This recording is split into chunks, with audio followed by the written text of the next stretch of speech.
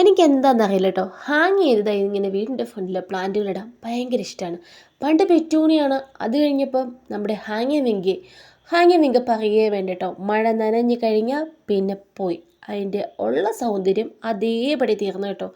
ഇപ്പം എൻ്റെ പ്ലാന്റിൻ്റെ കോലം ഇതാണ്. ഇതൊക്കെ ഇങ്ങനെ കണ്ടു കഴിയുമ്പോൾ എനിക്ക് വലിച്ചു കുറച്ച് കളയാൻ വേണ്ടി തോന്നും. അപ്പം നമ്മളിന്ന് ഇതൊക്കെ ഒന്ന് മാറ്റിയിട്ട്, എല്ലാം മാറ്റുന്നില്ല കേട്ടോ. ഒരിടയ്ക്ക് നല്ല ട്രെൻഡിങ് ആയിട്ട് നിന്ന പ്ലാന്റിലായിരുന്നു നമ്മുടെ തട്ടിൽ വെയിൽ. അതങ്ങ് നട്ടുപിടിപ്പിക്കാൻ വേണ്ടി പോകണം.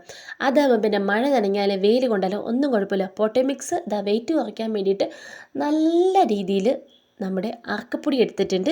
പിന്നെ മണ്ണ്, ചാണകപ്പൊടി അതും കൂടെ എല്ലാം കൂടെ ഇട്ട് മിക്സ് ചെയ്തു. തട്ടിൽ വെയിൽ പിന്നെ എൻ്റെ കയ്യിൽ ഓൾറെഡി കുറച്ചധികം ഉണ്ട് കേട്ടോ. ഞാനത് ഇതുപോലെ ചിരട്ടയിലും പാത്തിയിലും ഒക്കെ ആയിട്ട് കുറച്ചധികം നട്ടുപിടിപ്പിച്ച് വെച്ചിട്ടുണ്ട്. അപ്പോൾ അതിന് നമുക്ക് കുറച്ച് കട്ടിങ്ങുകൾ ഇതുപോലെ എടുത്തിട്ട് ഒന്ന് ചെറുതായിട്ടൊന്ന് മുറിച്ച് കൊടുത്തിട്ട് നമ്മുടെ പോട്ട മിക്സിൻ്റെ മുകളിലേക്ക് ഇതുപോലെ ഒന്ന് നിറച്ച് കൊടുത്തിട്ട് ഒന്ന് നനച്ചും കൂടെ കൊടുക്കുക. കാര്യം സിമ്പിളാണ് കേട്ടോ. നമ്മുടെ പെറ്റൂണി ഹാങ്കി വിങ്കിയുടെയൊക്കെ പുറകെ നടക്കുന്നതിൽ എന്തായാലും ഇതിൻ്റെ പുറകെ നടക്കേണ്ട കാര്യമില്ല. എന്നിട്ട് ഇതുപോലെ ഹാങ് ചെയ്തിടുക. അത്യാവശ്യം ഷെയ്ഡ് എന്തായാലും നിർബന്ധമാണ് കേട്ടോ. എന്നാൽ സൺലൈറ്റ് വേണം താനും. ആ ഒരു ഏരിയയാണ് ഇത്.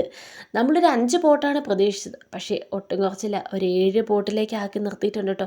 അപ്പോൾ ഇപ്പോഴത്തെ എൻ്റെ പ്രതീക്ഷ എന്താണെന്നല്ലേ, ഇതെല്ലാം നിറഞ്ഞ് ഒരു മൊത്തത്തിലൊരു ഗ്രീൻ ലുക്കായിരിക്കണം വീടിന്. അതൊക്കെയാണ് പ്രതീക്ഷ.